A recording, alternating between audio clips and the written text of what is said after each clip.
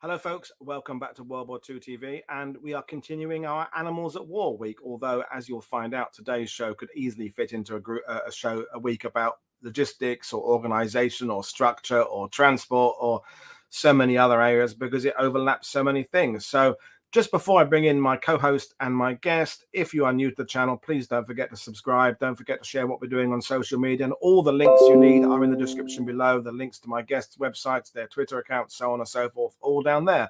But I'm going to bring in my co-host, Lucy Betteridge-Dyson, and she's going to choose our guest today. So I'll bring them both in. So good evening, Hugh and Lucy. How are you?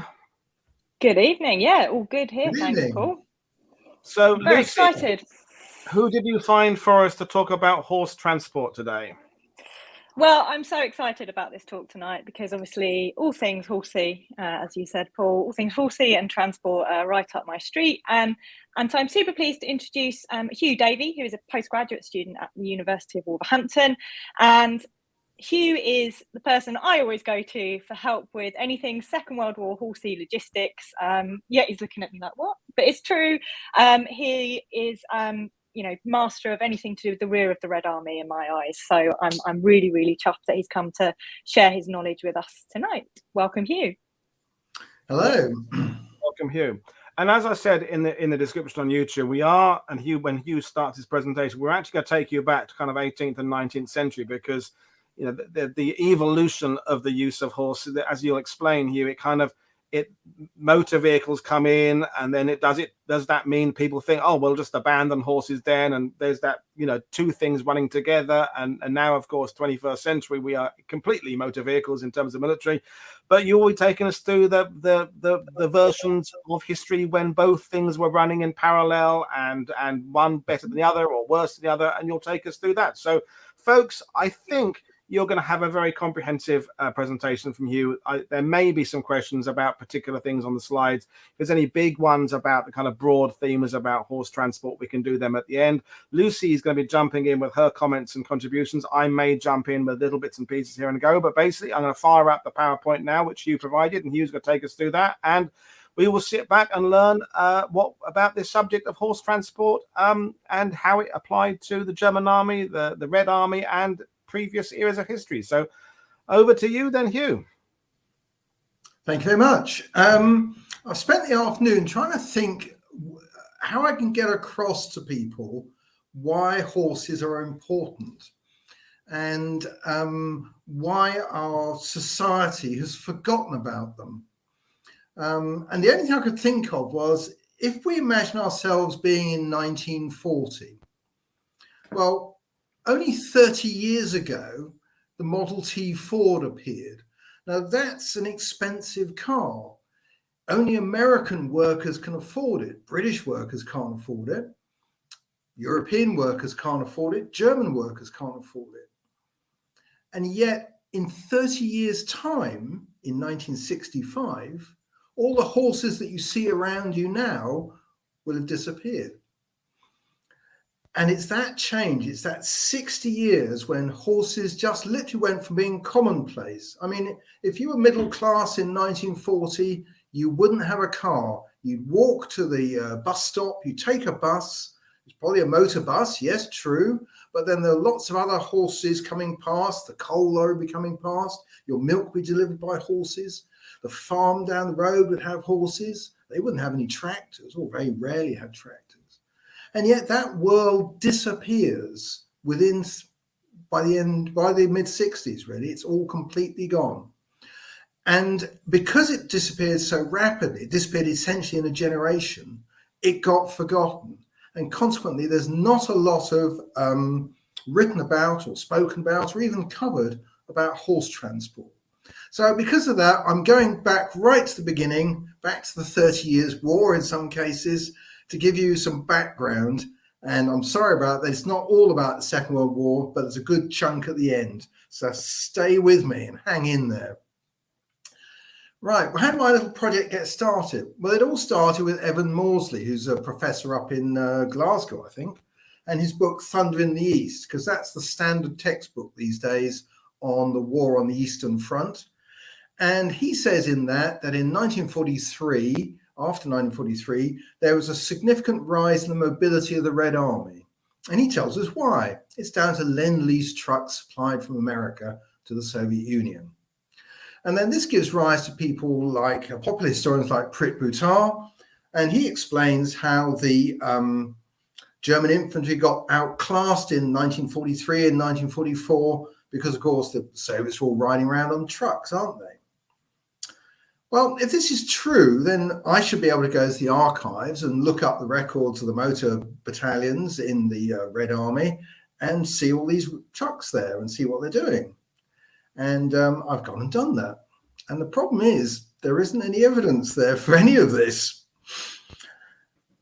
And yet we know that there was a big rise in mobility. To give you one classic example, the 8th Guards Army in 1945, January 1945, in the Vistula Oder operation, marches 550 kilometers through deep snow in Poland. How do they do it? And that's really the subject of this talk. But as I say, you've got to put up with me whispering on about the 18th century for a bit to get to it. Right, so let's move that on. So, oops, there we go, right. Okay, so the talk structure, we're going to look at the current paradigms used by historians to study horses. We're going to look at civilian horses from the 17th to 20th century. We're then going to look at military use of horses over the same sort of period. We're going to have some discussions around some issues with horses in the Second World War. And then from all of that, I hope we'll be able to see where the Red Army is getting its mobility from in the late war period. Right, the first thing we've got to do is we've got to change your perception. And the best person for doing that is David Edgerton in a book he wrote called The Shock of the Old from Oxford University Press in 2011. And he argued that the way we look at technology is skewed. We focus on the recent, the new, the shiny, the latest thing. But the reality is we should be looking at the usage. And he gives a very good example. What's the most common form of transport in the world today? And everyone will say it's the motor car. It's not. It's the bicycle. More people travel by bicycles every year than travel by motor cars, by a big margin worldwide. And he makes the point that if you look at transport by its usage, at the end of the 19th century, when cities are growing and railways are expanding, that's when you have the expansion of horses, because the horses are basically serving the railways. People are moving around a lot more than they did in the 18th century. People didn't go out outside their village in the 18th century. Now they're going to Eastbourne to go on holiday. When they get there, they have a horse-drawn omnibus to take them to their lodgings. I've got one fact for you. In 1930, the LNER, which is a railway company in Britain, had 10,000 locomotives. It had 5,000 horses, but it only had 800 motor vehicles. And that's in 1930. They've still got a big horse fleet. The other good example that Edgerton gives is the US agriculture. And that's what this diagram you're seeing here is. Now, American agriculture was mechanized about 1900. Big combine harvesters started doing all the crops. Now that technology was horse-drawn. Big teams of mules, up to 25 mules. I can see Lucy's looking pleased at this, pulling these great lumbering contrivances about. And that's what produced the big change in US agriculture. And the high point of horse use in the US is 1915. And then you see a gradual decline from 1922. But look where the lines cross, right in the middle. That's 1944. In the middle of the war, America is still 50% horse-drawn agriculture. And it goes on to the mid-60s. I just wanted to jump in.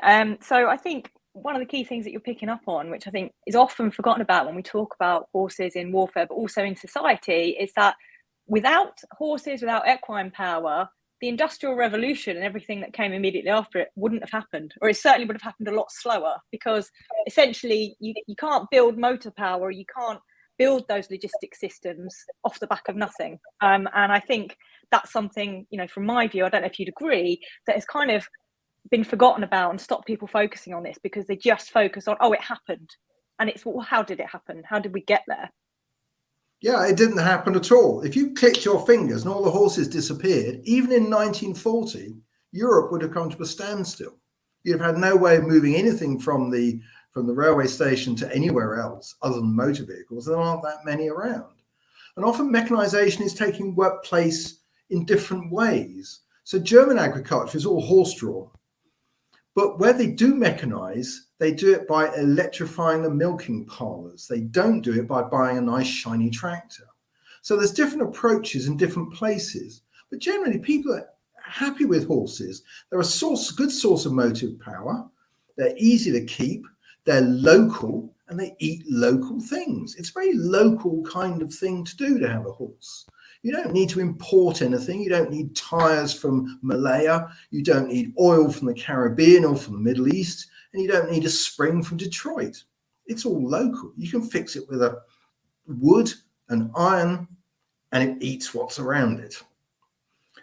The other thing Edgson points out, which I'm going to put on to the next slide, is he sees the same pattern in European armies. He makes the point the German army in 1939 had 590,000 horses. In 1941, it takes into Russia 625,000 horses. It's actually got more horses than that, but I couldn't find out exactly how many. And then in 1945, it's got 1.2 million horses. So we have to really think as historians about the usage, and that's an awful lot of horses you've got there. The other thing we need to think about is the characteristics of horse-drawn armies. So horses can pull a limited cargo weight of about 1,200 kilograms for a horse-drawn team. That's comfortable. It'll allow them to go up and down hills. They can pull more on the flat, on roads, but cross-country, up a hill, you can get away with 4 horses pulling that.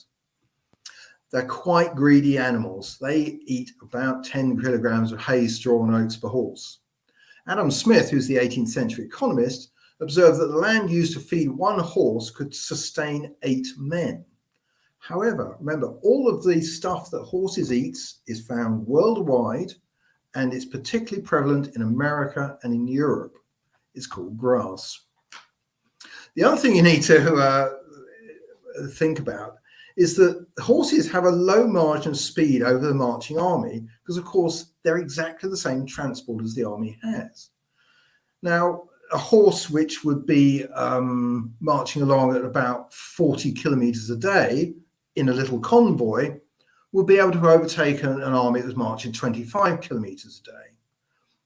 But even so, that's not a big margin, and it's easy for the horses to get left behind. So why was it able to work? Well, the answer is the armies simply weren't marching every day. This is a nice little example I've got. It was actually inspired by an 18th century manuscript I found, which did this just for this War of Spanish Succession, and then I've broadened it out to include other wars. But basically, what you're looking at is down the bottom. How many days a week are they marching?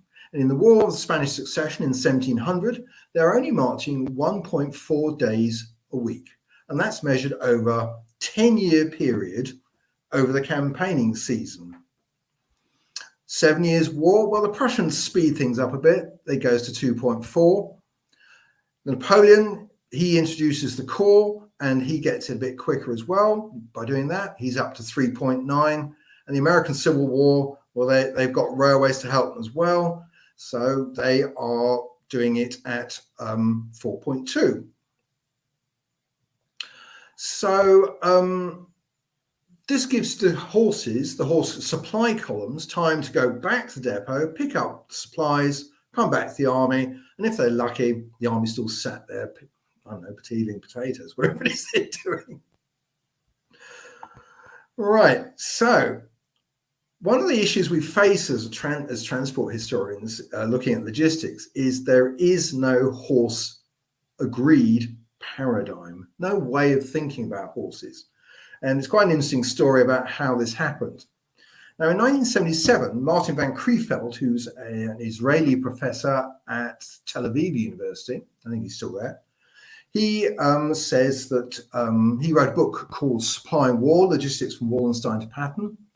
And he said that armies lived off the land. Horses, they ate what was around them. And they only used distant supply through supply trains to conduct sieges.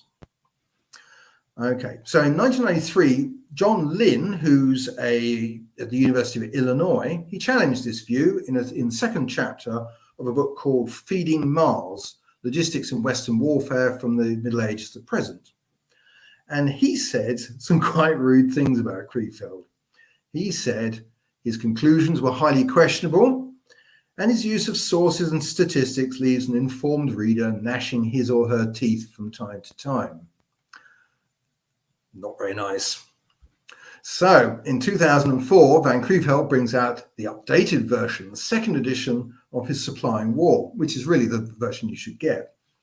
And he addresses some of the issues that in the original book that he left out, such as the American Civil War, but he chose not to address Lynn's criticism directly. Instead, he put it in a footnote. So if you look on page 307, footnote number 10, he says, "Here, I do not want to deal with Lynn's critique in detail. However, one wonders what to make of an author who, when adding up," and he gives some figures, so many pounds of supplies per man per day, gets 66.8 pounds instead of the 29.2 pounds. That's the correct answer. So that was going well. Then a real exchange of minds between those two. I really like that. I really like that style, I have to say, Hugh. Just put it in the footnote. Love it. Yeah, just put it in a footnote right at the back of the book, So, but basically, there's now there's no agreed paradigm. We have two competing views. Van Creveld says they live off the land. Lynn says they use supply trains, and that's where we are at the minute. I thought I'd wade into this, so I published a paper in the Journal of British Commission for Military History. It's volume 7, issue 1. It's open source. You can read it online if you can find it. It's actually on my website as well, if you find that as well, and you can read it there. And I tried to sort of bridge the gap between the two. And that's where the genesis for this talk came from. So we're going to move on now and discuss some civilian uses of horses. And the reason I want to do that is because there's some key elements here we need to understand. The first element we need to understand is the high cost of moving over land compared over water. And then we're going to use Adam Smith again, and he has this great quote. "A broad-wheel wagon attended by 2 men and drawn by 8 horses in about 6 weeks' time carries and brings back between London and Edinburgh near 4-ton weight of goods. In about the same time, a ship navigated by 6 or 8 men and sailing between the ports of London and Leith frequently carries and brings back 200-ton weight of goods. 6 or 8 men, therefore, by the help of water carriage, can carry and bring back in the same time the same quantity of goods between London and Edinburgh as 50 broad-wheeled wagons attended by 100 men and drawn by 400 horses." So that's a very good illustration of how expensive it is to move over land. And that's why over the years we've invested in roads and infrastructure to reduce that friction so it's easier. And this is also what the French historian Baudel called the tyranny of distance. And it's expensive. And so moving over land, what happens is bulky, heavy raw materials such as coal and grain, they all go by water. They go by sea or by canal or river. Only finished goods that are cheaper and light, worth more and lighter, only they go by road. But the conundrum is that the military want it backwards, which is usually what the military wants, because what they want is raw materials. They want flour and grain transported by road, and ideally you'd want to transport bread. And they want fodder transported, which is immensely bulky, and also quite heavy. The only finished material they want are munitions. But even here, you know, in the 18th century, they're again transporting barrels of black powder. They're not transporting finished cartridges because they're made up by the troops themselves. So the second thing we want to look at is vehicle transport. So medieval times used pack horses. Pack horses are really quick. They cover any kind of terrain. Where a man can go, a pack horse can go, but they'll only carry 250 kilograms. But there's no roads in medieval times, just trackways. In the 16th century, they start building roads. So then you start getting 5-horse carts. But they can only do 25 kilometers a day, but they carry 1,000 kilograms. And then in the 17th century, you get those big monstrous contraptions down the bottom of the screen there on the left-hand side, 8-horse broad-wheeled wagons covering 25 kilometers a day, and they'll actually pull 4,000 kilograms, 4 tons with 8 horses. That's pretty impressive. But we need to make sure, but one of these was bits of research done by a researcher called Dorian Gerhold. He's quite interesting. This is an aside, because he's not actually a historian at all. He works at the Houses of Parliament. He's a clerk, and he goes and looks up all this stuff in his spare time in the parliamentary records. But what he found was that over time, with breeding, horses between the 16th and 20th century became bigger and they became stronger. Horses doubled the load which they could pull in those 4 centuries, and they eat a quarter less. And calculations done in 1924 show that a working horse could pull 1.5 tons a day for 32 kilometers, and a heavy horse, like a Shire horse, could pull 5 tons over 15 kilometers a day. That's 380 ton kilometers a week. That's really impressive. And it's also 3 times the amount the same horses could pull in 1816. So in the course of the 19th century, you have a big increase in the capacity of horses. The other thing we need to consider is that vehicles are only part of the issue. They're part of a much wider transport system. So roads are really important in reducing friction in speed, but the real factor that makes a difference with a road with horse-drawn transport is shallow road gradients. The actual surface, turnpikes and things like that, didn't make much difference. It was really the road surfaces being leveled out, so there weren't any steep hills that made the difference. The vehicle type's important, and around 1800 you have lots of improvements in vehicles. Springs are added, different kinds of new vehicles appear, like vans, which are lightweight and designed for rapid transport. And then one thing that always fascinates me is around the 1800s, you have stages introduced. And this is where you decouple the load from the motive power. So what they used to do was they would have a wagon and they would roll it down the road with a team. And after about 6 or 8 hours, they'd stop off at an inn, swap the team, swap the driver, on would go the load. And the loads became essentially 24 hours a day. Throughout the night, they used to march along down the roads. And the motive power did it 6 or 8 hours, and then it had a rest, and then it did the return journey back again. And we've got some numbers on this. The journey between Southampton and London is 130 kilometres.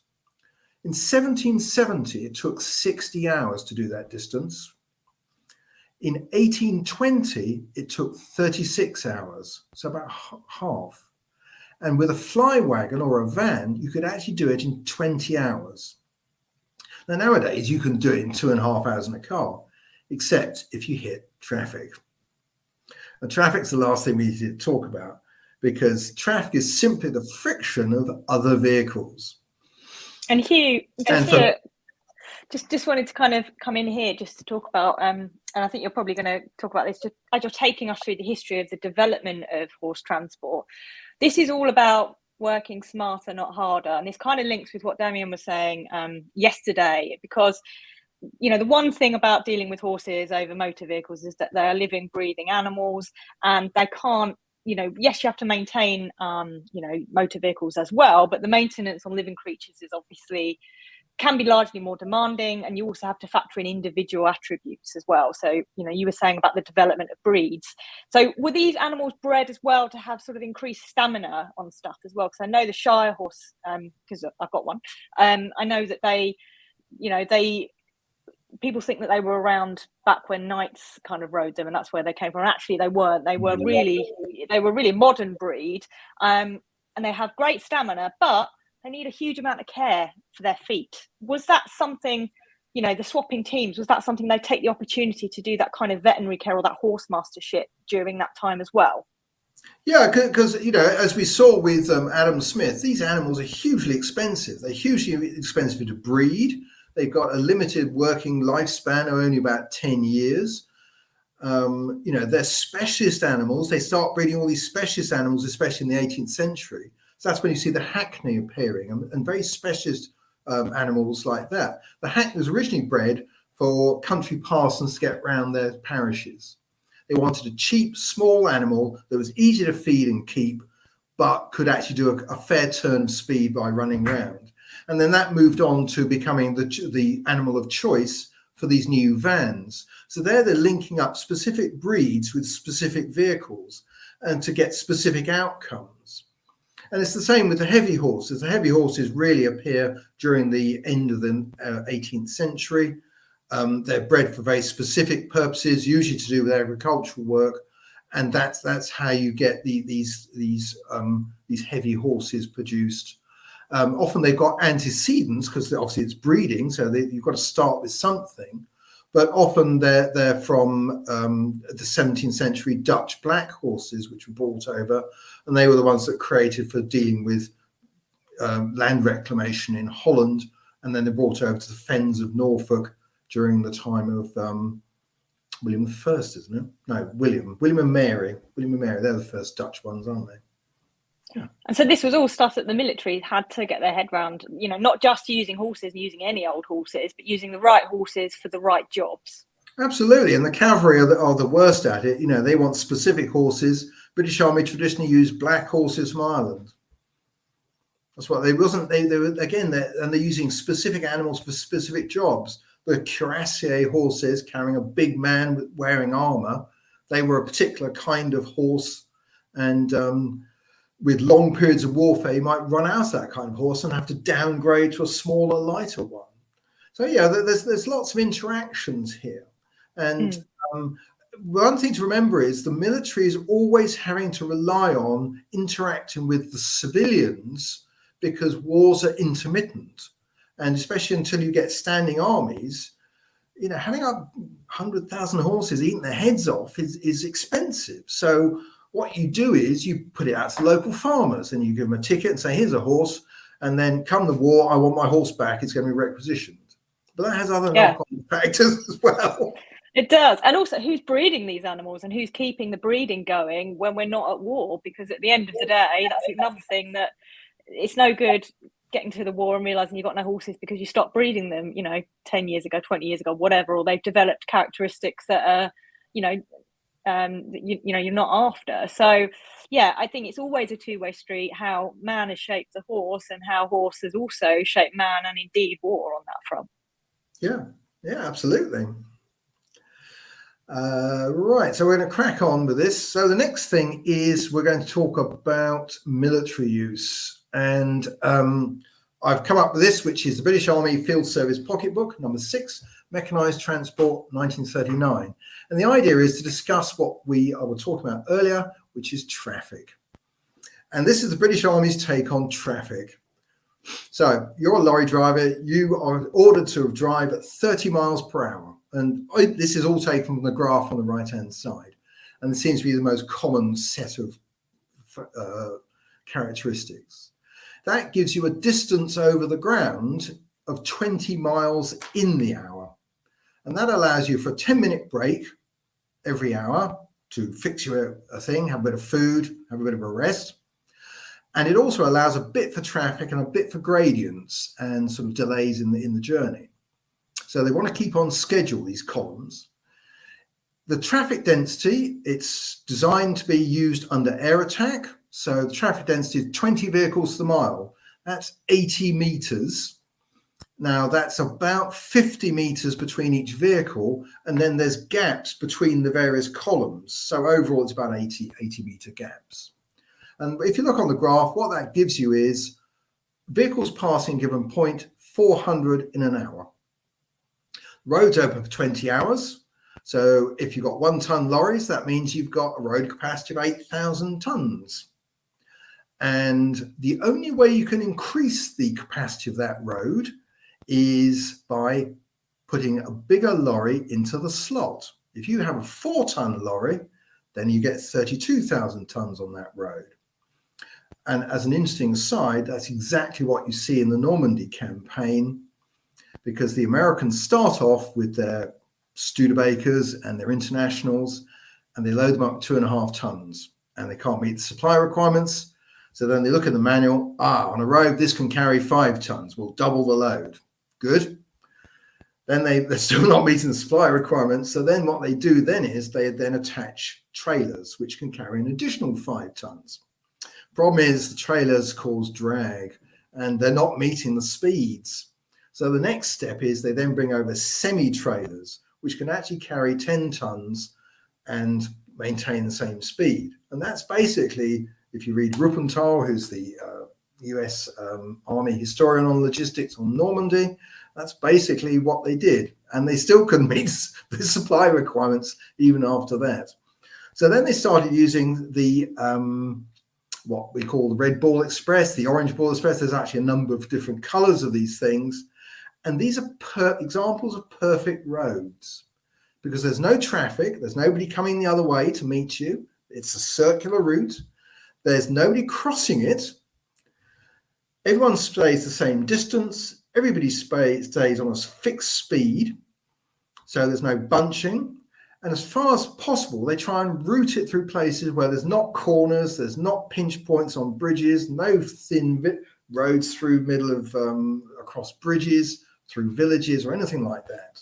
And they try and get that, and that gives them the maximum capacity. Because on my little table there, that's a maximum capacity. And every time you have a breakdown and somebody blocks the road for an hour, you lose 1,600 tons. And the other road I quite like is the Voie Sacrée at Verdun. Because again, it was run in 1915 and 1916 as a perfect road. They had a huge maintenance base at one end, which kept the vehicles running, because of course they weren't that reliable in those days.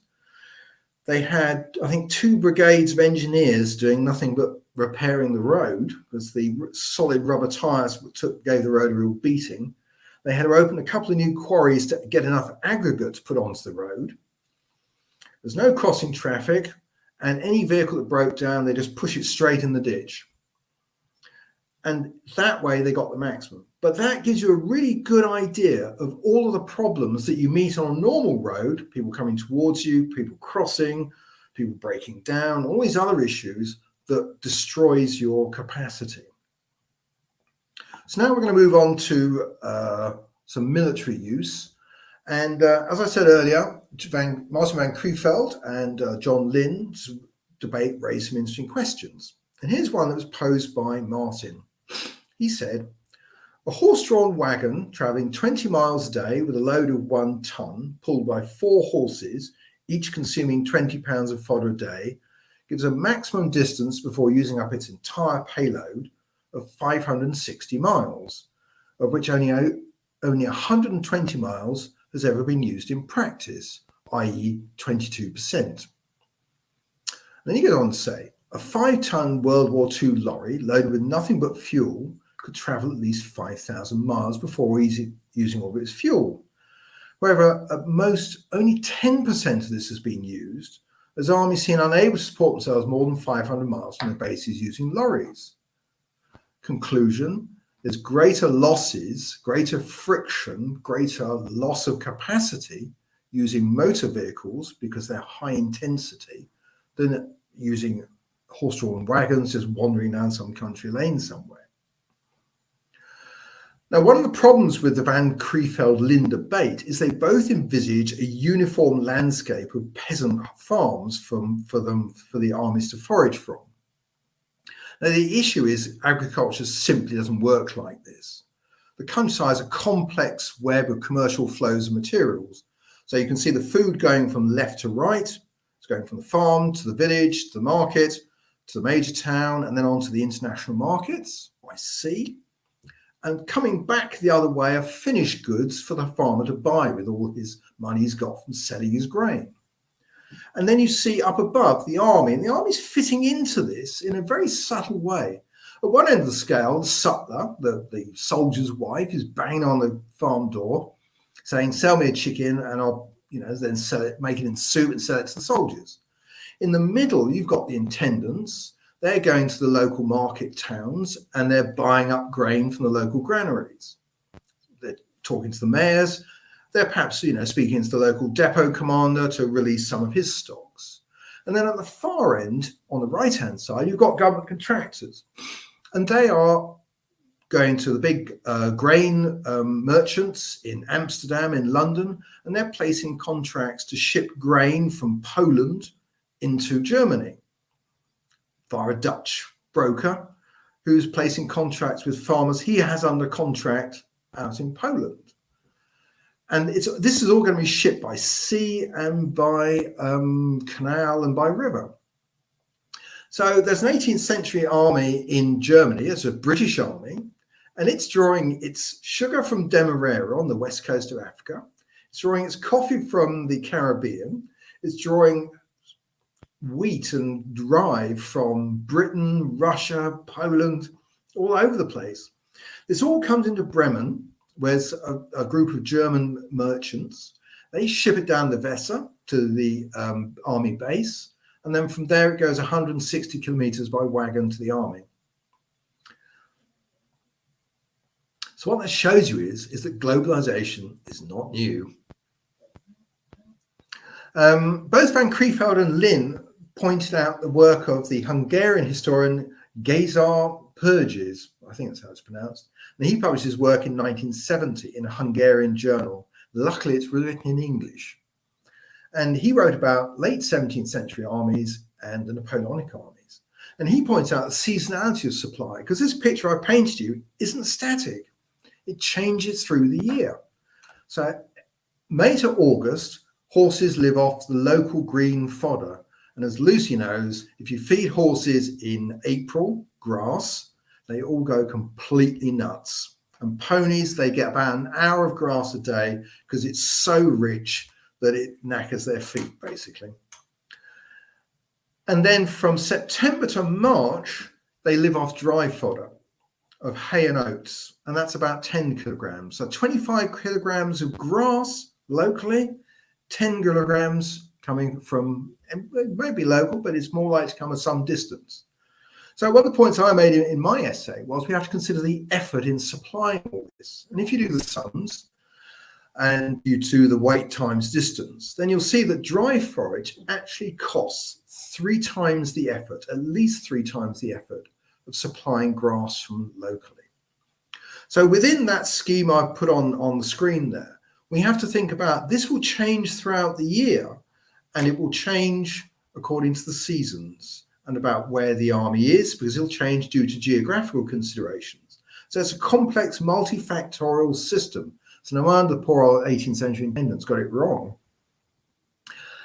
Now, Purges is interesting because he used as his source, his original source, the 1820 writings of Igor Count Cancrin, which in English is George Graf von Cancrin.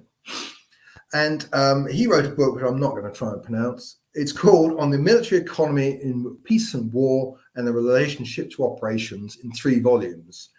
And you're lucky, it's on Google Books of all places. You can get all 3 volumes there. And it's spelled either way if you're looking for it, either with a K or a C. Now, he's interesting because he's actually done the job. He's a Russian intendant during the Napoleonic Wars. He marches from Moscow to Paris.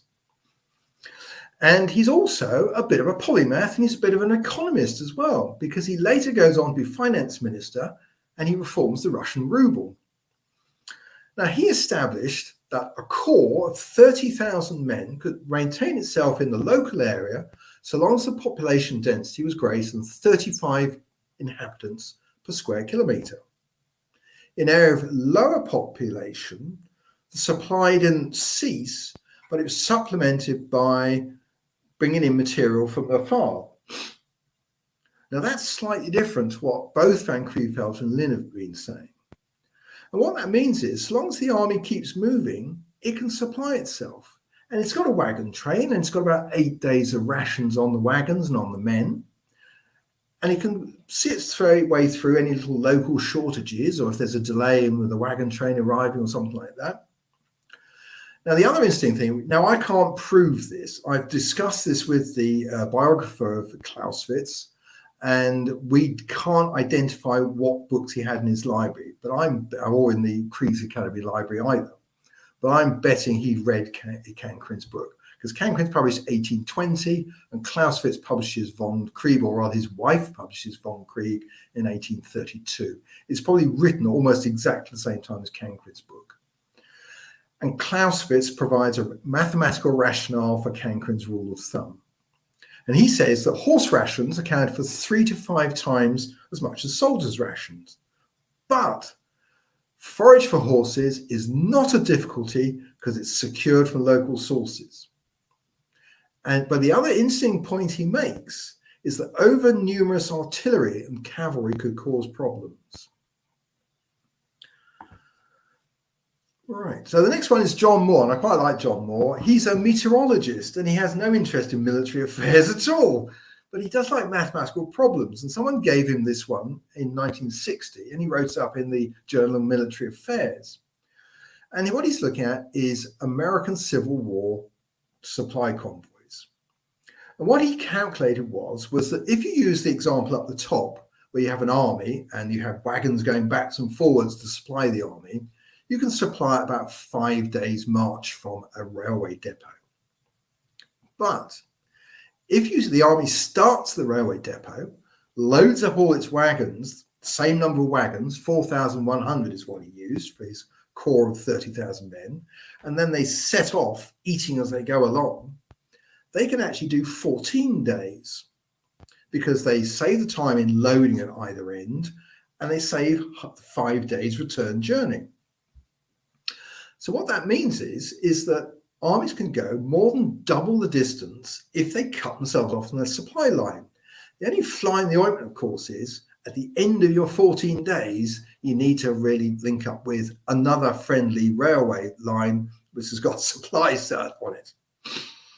So he gave us some good examples of this, and that's what we're going to look at next. And this is one of my favorite examples. It's the Army in the East, the Army of the Potomac, in the Peninsula Campaign of 1862. And I don't know if you know the story. It sails from New York, which is just down the road, lands on the peninsula to march up the peninsula to Richmond to catch the Confederates from behind. The problem is the Army of the Potomac has so much baggage and so much artillery and cavalry, it's virtually immobile. It has 1 horse per 5 men, and it has 45 wagons per 1,000 men. But even so, it manages to drag itself the 100 kilometers from where it lands to Richmond, and it takes months. And by that time, the Confederates have dug in, and they can fight them all the way down the peninsula. At one point, the Confederates actually capture the baggage train, and 1/3 of it gets destroyed, and the army becomes more mobile. The Quartermaster General holds his hands up in despair at this, but he comes up with a clever idea because he's read this French manual. And so what the French manual says is, forget the wagons, put it all on the soldiers. So what he does is he uses canned goods and dried goods, which are quite new inventions at that point. And they put together this sort of iron ration pack for the soldiers, and they load it all into the soldiers' knapsacks, burn all the officers' luggage, and they actually burn some of the baggage train as well, try and stop them using it, because the officers keep complaining and trying to sneak tables and chairs and tents in as well. And so that's his solution to the problem. Now, in the West, they don't have these New York officers. They're all quite tough sort of frontiersmen. And their army's got 1 horse per 2 men. And they've got even more transport, 52 wagons per 1,000 men. But they're short of everything. And they're really strict on controlling the baggage, the artillery, and the cavalry. And they maintain their mobility throughout, just simply by frugal living. Right. So the next thing is the Vicksburg campaign. So what's happening here is Grant is in the top left-hand corner. He's facing the Confederate town of Vicksburg, which is that little red splodge in the middle of the screen. And he can't get past the river because the guns of Vicksburg block the river. He digs a canal to get his fleet past the guns, but that's another story. His real problem is he's got 100 miles range using supply columns. And it's not enough. It'll get him down to Bruiksburg, which is down the bottom of the screen, to cross the river. And that's about it. And the railway, as you can see, is up in the top left-hand corner. So he's got a real problem. So he comes up with a new technique. And this is new for the American Civil War. So what he does is he gathers he does basically an expedition. He loads up all his wagons with his supplies. And he sets off from the railway and he goes down the river, crosses the Butesburg, and as you can see, he marches right over to where it says Jackson, fights Jackson, comes back, encircles Vicksburg, and he's actually out of supply for about a month, but he's able to gather sufficient material along his way and live off his supplies in his supply train, and he captures Vicksburg, which is a real shock for everybody because they thought it was impregnable. And then the next example is where this system is developed further. This is Sherman's Atlanta campaign. Sherman at this stage commands 3 armies, and he marches from Chattanooga using the railway, using supply columns, and he goes down and he outwits Hood and he takes Atlanta. He then says something very strange. He reduces his artillery, he reduces his baggage, he reduces his cavalry. And then he sets off on this remarkable campaign. He marches from Atlanta to Savannah, which is Confederate held, but the Union fleet's outside. He marches cross country. He's got the 1860 census to show him where all the richest counties are. And he rips up the railway line behind him. And he moves through Georgia and he strips Georgia bare. Now, at this point in the war, there's a lot of farming going on in Georgia, and it's with the food source for the Confederacy. This is quite deliberate. He's out to destroy the Confederacy through starvation. But in the course of this little journey of 500 kilometers, he actually ending up in Savannah with more food than he loaded onto his wagons at the start. He takes Savannah, links up with the fleet, and then he does it all again. And he marches off up through the Carolinas to Raleigh, where he accepts the surrender of the Confederates. He's done 1,000 miles over 2 months, and he's not needed any supplies. That's an incredible. That's a really remarkable achievement. He obviously balanced just right between how many horses were used on the supply wagons, on the cavalry, and on the artillery. And given that this is a Confederacy where they have really low population levels, they've only got about 8 inhabitants per square kilometer. This is way below what Cancran said was possible. It's amazing. I think one question here is, he obviously knows horses well in this, because he's obviously made a very good calculation, but, I believe the technical term for that is a ballsy move, because to tear up your logistics chain behind you, you must be confident in understanding what's required, because, if you got there and actually the supplies aren't there to feed the horses, the army's going to grind to a halt. Yeah, but it's also deliberate, so the Confederates can't chase him. Yeah, no. They call them Sherman's neckties, because what they did, they took the rail, they heated it up, and then they bent it around a tree.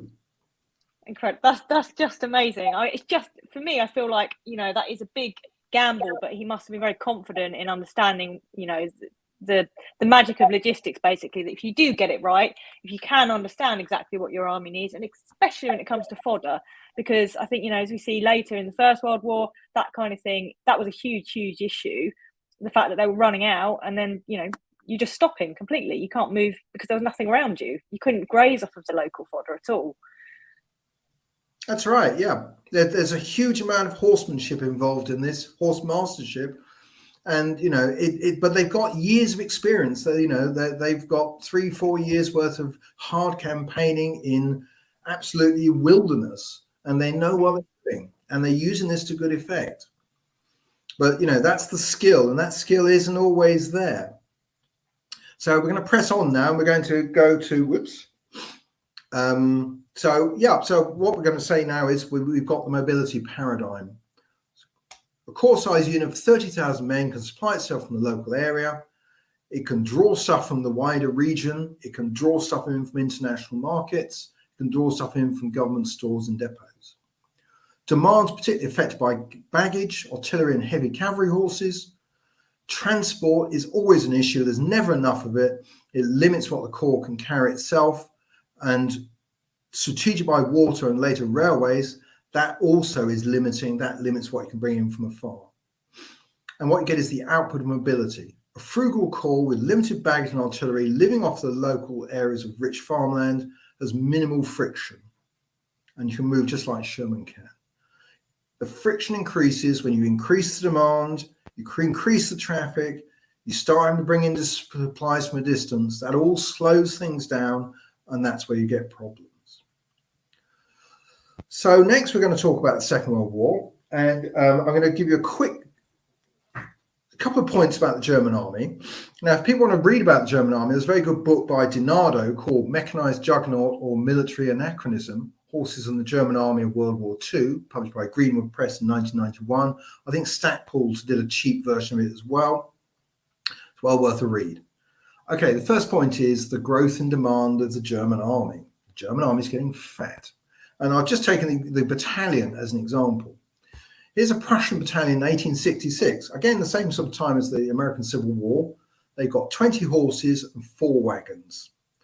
German battalion in 1914, they've added loads of signals equipment, machine guns, field kitchens, all sorts of stuff. They've now got 135 horses and 27 wagons and carts. Oh, that's nothing. Wait till they get to 1939. Now, admittedly, they've added a few vehicles. They've actually got 6 motor vehicles and 5 motorcycles, but not a huge amount of transport. But look how many wagons they got. 47 wagons and carts. I mean, the machine guns, 7 machine gun carts, 2 mortar carts, a mortar ammunitions cart. They've got a farrier wagon, armor wagon, 5 field kitchens. That's a lot of stuff to be schlepping around for a battalion. 600 guys gets all that transport compared to what their grandfathers used, which was literally 4 wagons. Now, this has an effect. And it starts to slow up the German army. And we can see the situation isn't getting any better at divisional level either. In this case, I was looking at 1939, 1940, and 1941. This is an infantry division of the first wave. I don't think you can see the diagrams, but basically what you've got on the left-hand side, 1939, you've got 8 30-ton motor transport columns. 1 fuel column, and you've got 3 36-ton light artillery supply columns. For the French campaign, they get taken up and used in new panzer divisions. The 5 30-ton motor supply columns also go and used up in new motorized formations, and they're replaced by 3 30-ton horse-drawn columns. There's less transport overall, and more of it's horse-drawn. And then finally, just before the Russian campaign, they're still increasing the panzer divisions, but they're really short of transport, and they know it's going to be tough in Russia, so they add 3 15-ton light horse-drawn columns. And these are the guys who are marching into Russia. The people who are based in Norway, they don't have any vehicles at all. All the infantry in Norway, they're all horse-drawn. These are the guys who have the best of things. And it doesn't really get any better army level. Now, this is a great source for supply. It's called H.G.W 90. It comes in 2 volumes, one of which is Geheim, which is the rare one. I've only ever found one copy. It's called Supply of the Field Army, and I found a copy at the Württemberger Landsbibliothek. And that's the address. We'll put it up in, I suppose, in the comments to go with the thing. And basically what this shows is that everything from the right-hand side, which is back home, all the way to the big square box in the middle of the screen, that's all railways. And the big square box in the screen, that's the supply depot for the army. And that to the front line is about 90 kilometers.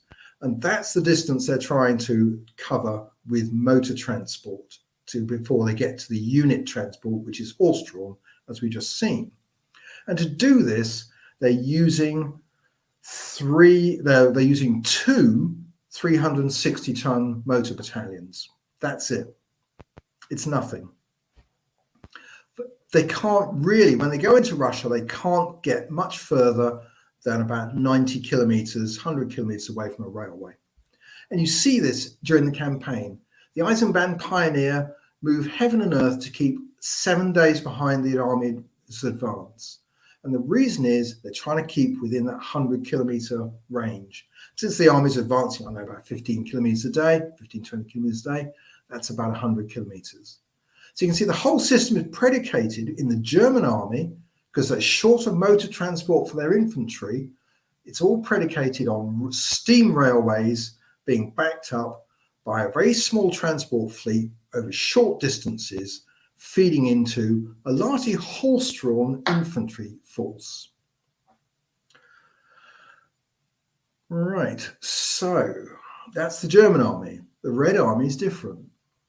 Okay, so we're going to talk a bit about Red Army vehicles, which is my speciality. So this is the standard way it's interpreted, and you'll find this in all sorts of places, and it's great, isn't it? Red Army starts off with 272,000 vehicles. By the end, they got 660,000. Third of them are Lend-Lease. The Americans have sent 470,000 vehicles. Great, isn't it? Look, mobility. Obvious, isn't it? Well, there's a few problems with that. And one of the problems is that 272,000 figure is the unmobilized total. In reality, under the mobilization plans, the Red Army was going to get another 220,000 vehicles from the civilian economy.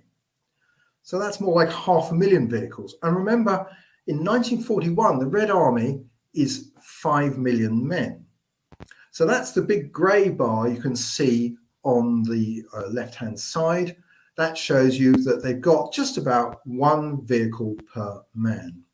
And the red line is the number of vehicles, and then the green line is the number of men. And as you can see, as the war goes on, the army increases in size. In fact, it almost doubles, because by 1945, the army is 11.7 million men strong.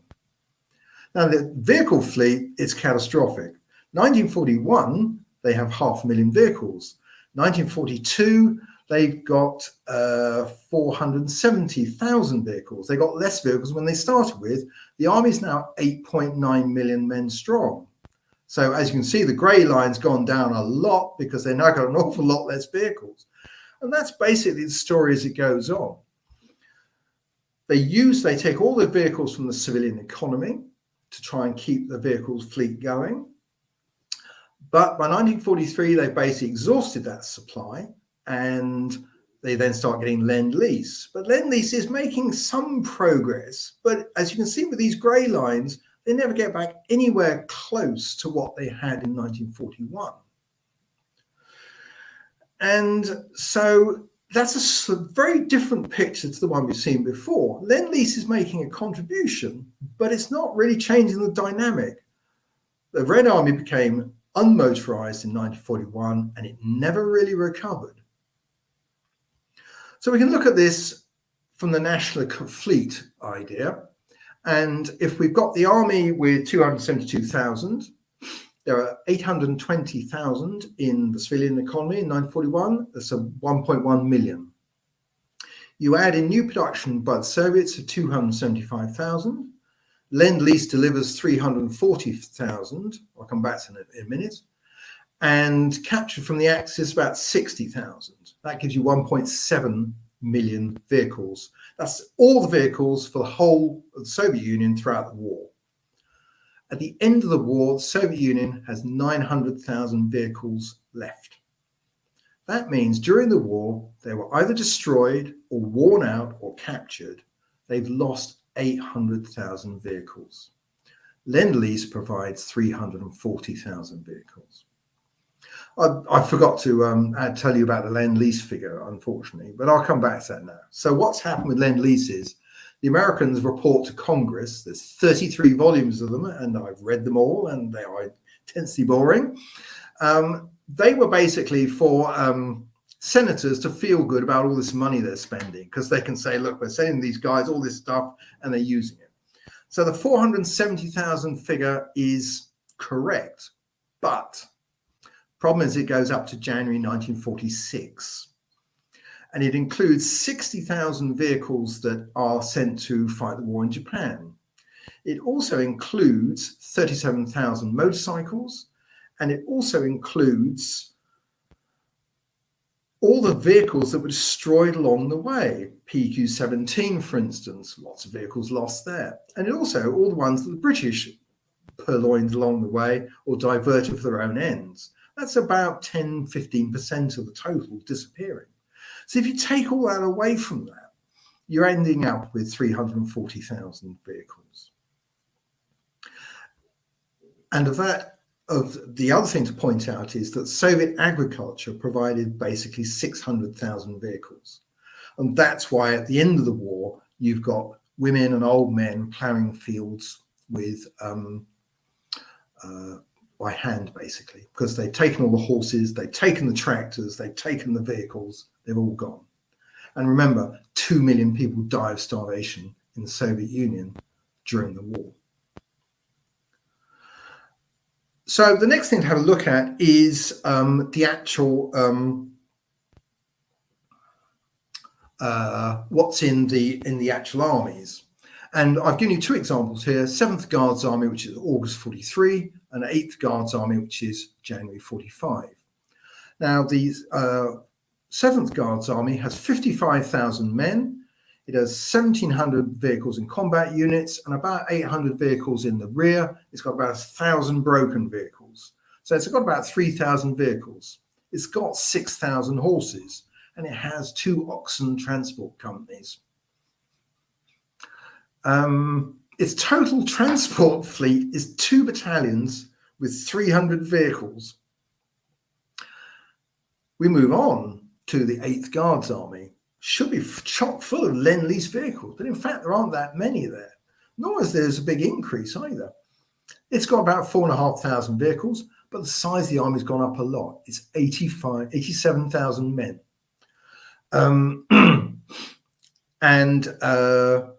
It's added 1 rifle division, that's about 10,000 men, but you can immediately see where all of the vehicles have gone. It's in the artillery figure there, 2,400 vehicles. 7th Guards Army had about 300. All of these new vehicles are towing guns or providing the ammunition for guns. And we can see this when we look at the rifle division. This is the September 1942 version, which is the one that was used to the end of the war. Everything you can see, or every single unit you can see on that screen is horse-drawn. The only place there are vehicles is in the numbers. The signals unit has 9 vehicles, chemical defence has 6, the anti-tank battalion has 18, 120mm mortars have 8, the artillery regiment has 20, 15 of those are pulling the heavy howitzers because they weigh 3.5 tons, and with a limber they weigh about 5 tons. Medical battalion has 13 ambulances, and the transport company has 47 one-ton vehicles, and that's it. So how does it work? Well, given that they're immensely short of transport, of course they use a railway line. That's what you can see on the left, on the right-hand side. The supplies are coming up from up to Volchonsk, I don't know. It's the army base there. They're then hauling the along the red lines. You can see them hauling the supplies 75 kilometers from the base to the divisional exchange points, which is on the left-hand side, which is marked DOP. They're the division exchange points. Now the 300 vehicles are not going to transport this. They've got 10 days to build up for this offensive. So what they do is they strip every single vehicle out of every unit on the front line and send them to the rear to haul the material up. And then they're hauling up about 3 munitions loads. That's around 9,000 tons for the battle. They're planning to use half a munition load for the 3 days after the breakthrough battle in the immediate rear of the enemy position, and then they use quarter of a munition load in the pursuit over the next 10 days. The troops are given 15 days worth of food because that's how long the offensive is planned for. They're going to move at 15 kilometers a day, and in the pursuit phase, they're going to cover about 150 kilometers. And they're going to go from Belgorod, which is slightly to the north of here, and has been in the news recently, and they're going down to Kharkov, which is a distance of about 150 kilometers. So, and that's how they do it. And then in the 3 days before the offensive starts, all the vehicles are given back to the units. They all load up their material. They fire off all of the ammunition in the opening barrage. And then basically they conduct an expedition. They're out of contact with the railway. They've got this tiny little fleet of 300 tons worth of supplies. They're ferrying wounded. They're bringing up, critical supplies, but that's about it. Everybody else just living off their wagons. And at the end of the operation, they aim to reconnect with a railway line, and then they'll repeat the process.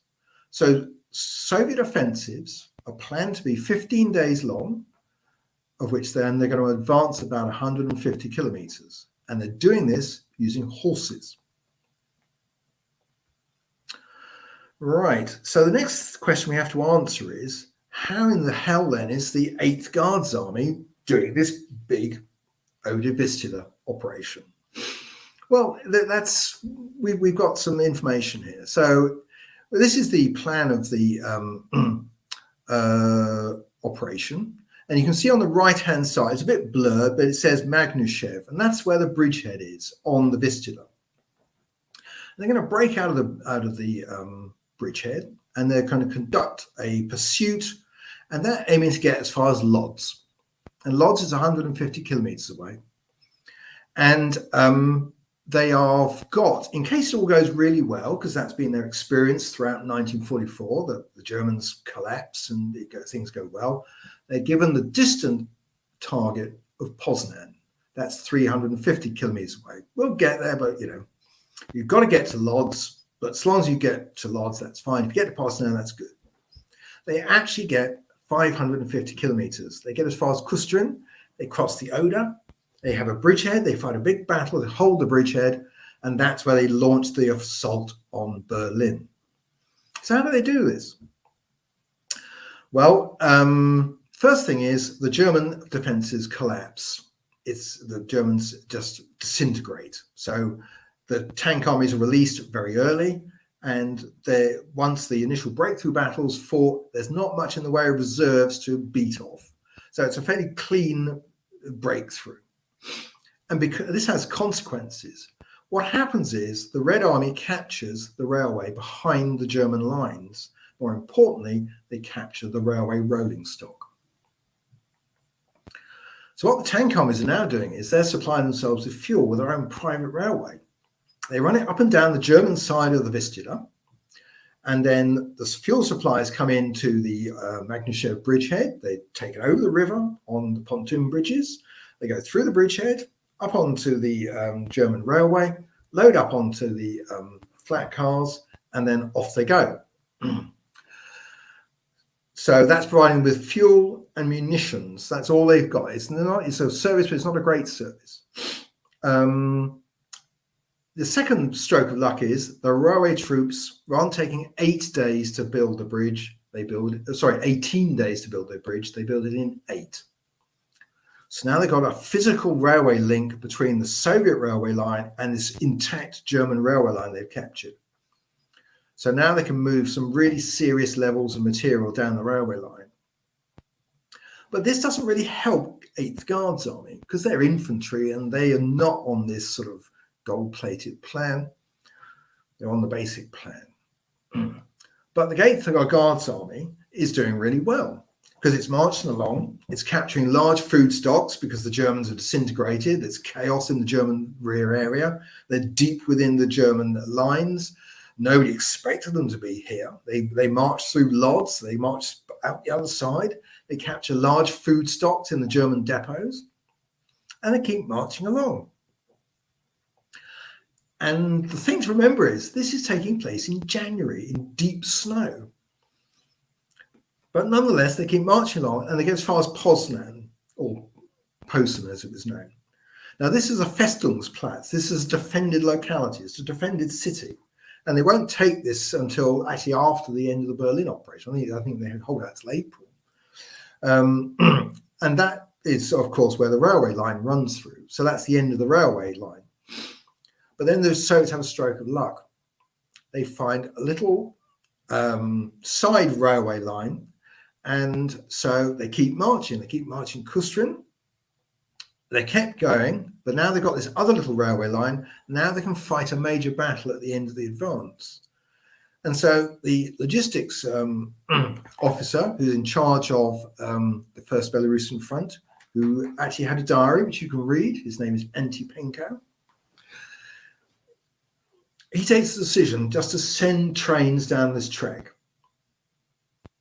He doesn't know how long they're going to take to get there, or even if they ever come back. But he sends 35 trains just down the track to supply the troops. So that's basically how they did it. They cover 550 kilometers, just as like Sherman did 80 years earlier. They live off the land, though they're not feeding themselves off farms in this case. They're using captured German depots. And they are doing it because the Soviet army, as we've seen, isn't loading itself down with loads of baggage like the German army is. It's using a proper balance of infantry, cavalry, and artillery, and it's using the expedition method. So that's my little talk over with, and I hope you've enjoyed it. If you'd like to learn more about logistics through history, you can read my published articles, which are on my website, and also my blog posts, which are on my website. Well, thank you for that. And folks, the links to the website are in the description below. I will do questions from the viewers in a minute. My first question is about that last campaign you're talking about there, Hugh, and the length of the operation and the planned distances. How much of that planning was done with the transport in mind, or how much of it was done with sort of strategic objectives in mind? Well, all the objectives, Lodz, Poznan, or Kustrin, are all strategic objectives. Nobody thinks they're going to get as far as in Kustrin. They think they're going to get as far as Poznan. Right. And all the planning is based on Lodz. You have to take Lodz. That's the minimum. Lodz, if you get to Lodz and they dig in, fine. That's not a problem. If they break a path they have been doing through many months of late 1944, then yeah, we'll keep going and we'll keep going and we'll push it as far as it goes. And if we get beaten at the end, that doesn't matter. But if we get Poznan, that's great. Because they knew it was a Festungsplay. They knew it was always going to be, you could never take this off the march. This was always going to be a siege. But do you think by this point, by 44, 45, the Red Army generally at a command level has a good grasp on what their logistical restraints are, or are they, because we know the Germans perhaps aren't very good at that. We know the Western Allies, Eisenhower is pretty good at understanding what is available below him. But where are the Red Army by this point? Do they understand the logistical grasp? Yes, because they have a centralized logistics system, which I haven't gone into. And they have very competent logistics officers at all levels. It's all planned centrally. They have lots of experience. I mean, they've been fighting, for years. And throughout 1944, they have lots of experience with Operation Bagration and the operations in Ukraine as well. And they know now that the Germans are going to collapse because the Germans don't have reserves. In 43, they're much slower. They don't break through. They'd be lucky to get to Lodz if this was 43, because what happens is they ship in a couple of panzer divisions on a railway and they stop them. Now, that's not a problem. They're quite happy to get to Lodz, but they now learned that they're going to collapse. And the first time this happens is the Uman-Botsani operation, which is the example I used for my article on the tank army. And that's where the Soviets breach the German lines and create this 800-mile gap in the German lines that they then have to try and fill. And that's in March 1944. Okay. And Lucy, have you got some questions? I've got another couple in a minute, but Lucy, what are your comments so far? So obviously I'm coming at this from a slightly different angle, in the fact that I'm really focused on kind of the equine side of things rather than, logistics as well, but I don't, know, I've learned so much on this, so I don't know a huge amount about the Red Army during the Second World War. My question is, how much of their technique of using this kind of expeditionary way of supply was by design, and how much was it by the limitation that was imposed upon them because of a lack of motor vehicles, if that makes sense? Was this always something that's been ingrained, and much practice that they've had? Because you're essentially, the example you gave earlier about swapping out, the simple example of swapping out your horse team halfway through a journey to be able to increase your speed and reduce friction on the way. You're essentially doing this, but with the use of motor vehicles. So you've got motor vehicles working with horse transport, not, so often we see, oh, is it one or the other? And actually, this is just seems to me they've got it right, just using both, sort of, complementing each other. But was that always the plan? No. In 1941, they had a completely different logistics system, which just got destroyed in the German advance. And so they had to invent it again. And in August, in 31st of July, in fact, they reorganized their logistics system under General Krylev, who reformed it all. And it's rumored that he used the 1914 manual from the Tsarist era. And he also had as advisor an interesting chap whose name is Goretsky. He's a Red professor. He's about 80. But he had the advantage that he'd been the Tsar's quartermaster throughout the First World War. Cool. So this is really like learning. And so often we think of learning as moving forward. Actually, they're looking a bit further back to draw upon, techniques used in the First World War to help in the Second World War, which sounds counterintuitive sometimes when we're learning about the Second World War. Yeah, no, Goretsky knew his stuff. He'd been one of the people who backed Brusilov in his 1917 offensive that had been so successful. And he was just applying tried and tested techniques to deal with the situation in hand, which is, we've lost all our motor vehicles. We got a bunch of horses. What do we do with them?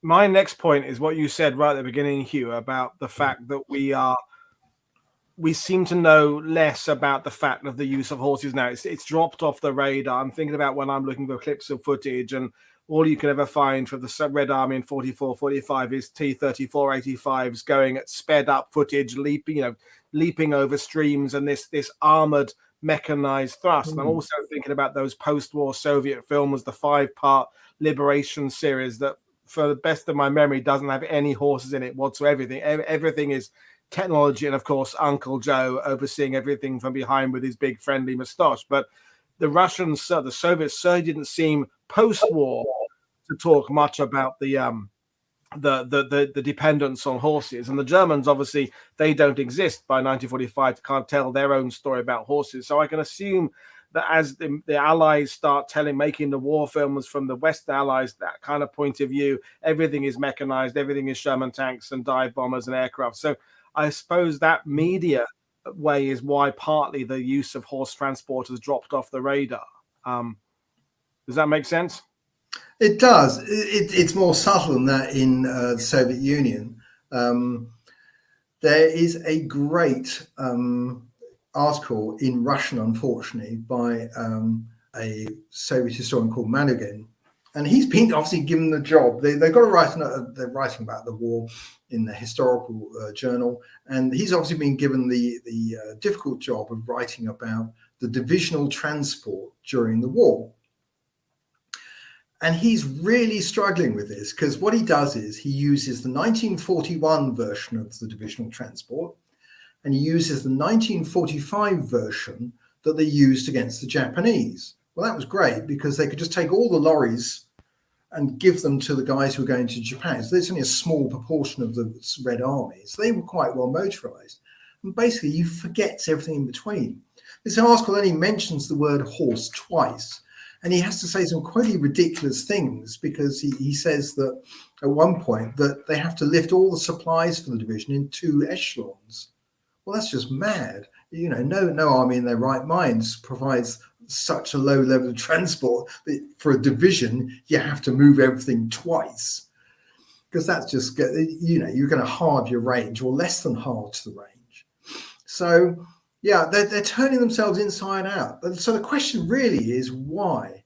And it's really about why do they accept this? Because they complain about all sorts of things, but Lend-Lease trucks, they don't really complain about. Why are they sucking onto this? And I think the idea is exactly as you said, it's about modernity. They want to look modern. They want to look, you know, up to date. We're a strong Red Army, you know, we've got the latest kit, the latest stuff. Look at this nice new shiny Studebaker. They don't want to say, oh, yeah, actually what we're using is this peasant cart attached to this horse.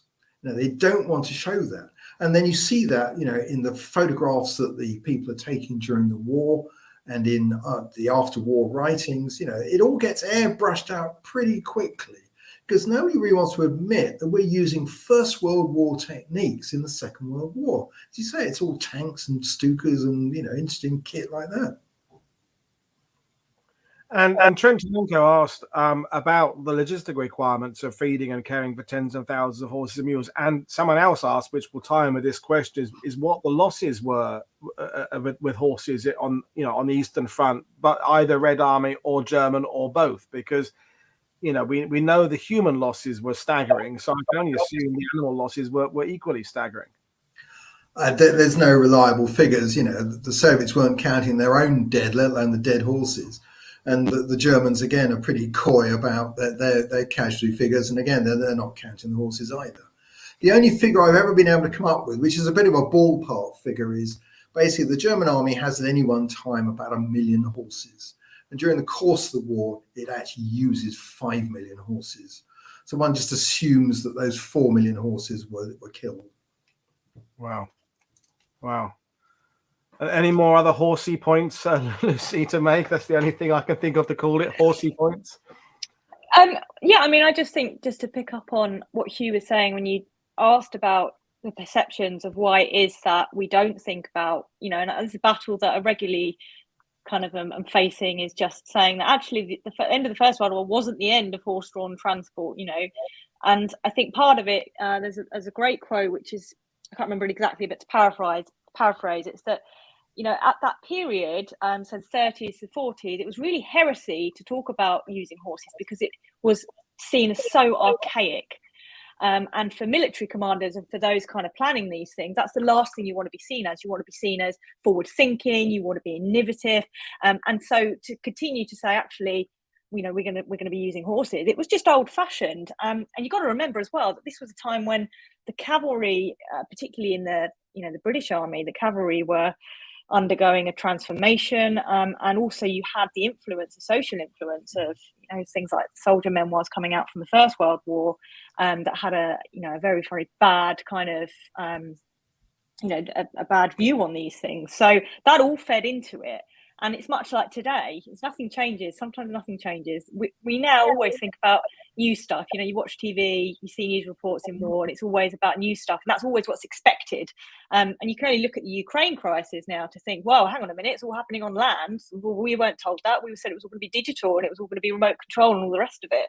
And I think warfare is often like that. We get too far ahead of ourselves, and we don't like to think about actually the reality.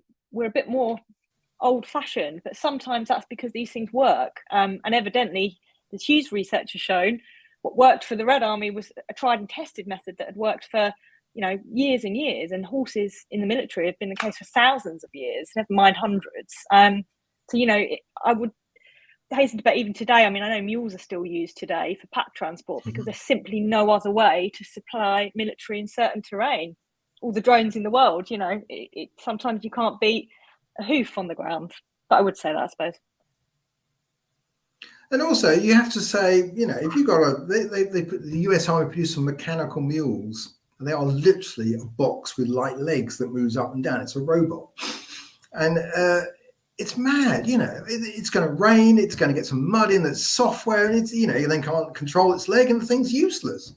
Why not just use a real mule? A mule is easy to supply because it just eats what's around it. And also, a mule. If you've got a robot mule and it blows a circuit board, you've got to send back to Silicon Valley for a new circuit board. And then you've got to have an engineer change the bloody thing. A mule has been developed over hundreds of years. It's evolved to do hard work in the environments in which they're naturally found, So I see there's a comment there from Ian just, saying there's no horse and carts in propaganda films. Absolutely correct. And there's another comment saying, horses in combat, Afghanistan, anybody? Well, how do you think local populations in Afghanistan supply their families? It's donkeys, it's mules, there's much of that in the world still today. And you only need to look at things like the Brook Charity, who do amazing work, helping people and training people how to look after their animals. This is still a very modern thing. And I think, that is often forgotten about. And your research has just gone to show that, in the Second World War, that we really do underestimate how important understanding horses and their use really was. And it was the difference between, a victory and a defeat. Look at the German army for that front, 100%. We're back to that age-old thing about the fact that YouTube loves its Tiger tanks and Tech and Stukas and the Mark III, the Mark IV, and which Spitfire is the best model. And for your average military buff, the gear conversations are probably more interesting than horses and mules. I mean, I feel it's all interesting, and I don't want to throw away one and just have the other. But I think it all works together. There's conversations about Phil Buddy's mentioning the use of mules by the Chindits, which we talked about with Tony and with yourself, Lucy. So, it is interesting that all these aspects go in. And I'm thinking about the fact that in the French magazines in the 1930s, all they're talking about is how brilliant the Maginot Line was, and they're always putting these hand drawn and these sort of technical diagrams of the lifts and the things on the hoists and stuff. And they're talking about the tech that works, because that's what little boys use. The science magazines. I've got these 1937 and 38 British books about the Enfield and things like that, and the early tanks. And they're not talking about the farriers. They're not talking about the catering corps, because it doesn't thrill little boys. And even war, I think little girls as well. Little boys, it's the tech side of things is what fuels, maybe wrongly, but it fuels interest in some of this stuff. Paul, you're completely right, and I think you pick up on another angle of all of this, which is the masculinity of tech versus animals in today's society. We think of horses now, we're very sentimental about them.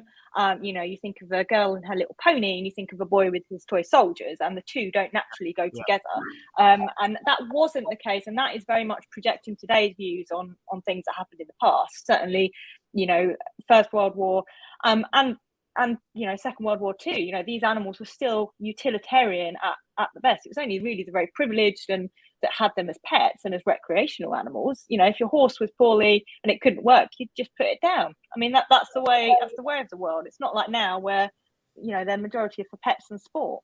So that all feeds into it. That's maybe a British point of view. The conversations earlier in the sidebar about the American use of cavalry in World War II, because the cowboys, the westerns, horses, I think, are perceived in a much more masculine environment in the USA, perhaps Australia as well, than Britain, 100%. Where I think your average thing is kind of, horsey women, I think is the kind, and I don't mean that. That's kind of. No, it's true. It's that kind of, the Gymkhana club, that type thing. So 100%. Americans perhaps had more of a male romantic view of horses longer than perhaps the average British male, where they just became either a girl's thing, or they were part of the past. They were relegated to the past. It's cowboys in India. But again, so remember that if we're talking about the modern world, do you know how many horses there are in the modern world? there are 58 million. There are 100 million equines, so that's mules and counting mules and donkeys. Most of those are used for transport. They're still used for transport across Africa, South America. The third world uses vast numbers in dire conditions as well. So, this is a viewpoint we're coming across from, which is from the 21st century, from the Western world.